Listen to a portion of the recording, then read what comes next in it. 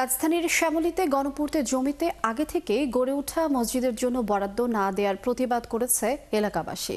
শুক্রবার জুমার নামাজের পর বিক্ষোভ করে মুসল্লিরা। দাবি, প্রয়োজনে অর্ধেক জায়গা ছেড়ে দিয়েও মসজিদটি রাখতে চান তারা। সম্প্রতি ওই জায়গাটি আনসার বাহিনীর জন্য বরাদ্দ দেওয়া হয় বলে জানায় এলাকাবাসী। বিস্তারিত সাজিদ সরকারের প্রতিবেদনে। সানবিট সব দিবে সামাল। সানবিট ম্যাজিক প্রেস ডিশওয়াশিং এর মাথা ঘোরানো সলিউশন।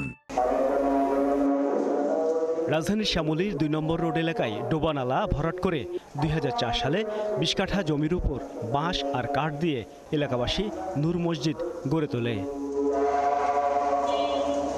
পরে গণপূর্ত অধিদপ্তরের কাছে জায়গাটি বরাদ্দ চেয়ে আবেদন করে এলাকাবাসী। বিষয়টি নিষ্পত্তি না হলে হাইকোর্টে রিট করা হয়। এভাবেই কেটে গেছে ২০ বছর, আর শক্ত ভিত পেয়েছে মসজিদটি। গেল শনিবার জোহরের নামাজের সময় আনসার বাহিনীর কিছু সদস্য মসজিদের ভেতরে প্রবেশ করে উচ্ছেদের জন্য চাপ দেয়। এরই প্রতিবাদে শুক্রবার জুমা নামাজের পরে মুসল্লিরা বিক্ষোভ মিছিল করেন আনসার এবং গণপূর্তের বিরুদ্ধে। হঠাৎ করে গত শনিবার আনসার ভাইদের একটি বাহিনী তারা এসে বলতেছে, দাবি করতেছে এটা তাদের জায়গায়, এই কথা বলে তারা মসজিদের ভিতরে দিয়ে দেয়াল দিবে। তৎক্ষণাৎ জোহরের নামাজ চলতেছিল। আমরা বারবার নিষেধ করেছি যে এই জায়গার উপরে আমাদের মাননীয় জজ কোর্টের স্টে অর্ডার আছে। ১০-১৫ জন আনসার বাহিনী পোশাকে এবং ৫০ থেকে ৭০ জন ড্রেস ছাড়া আইসা এখানে আক্রমণ চালায় মসজিদের মধ্যে। তখনকার সময় অতর্কিতভাবে আক্রমণ চালানোর সময় মসজিদের মুসল্লিরা নামাজরত অবস্থায় ছিলেন।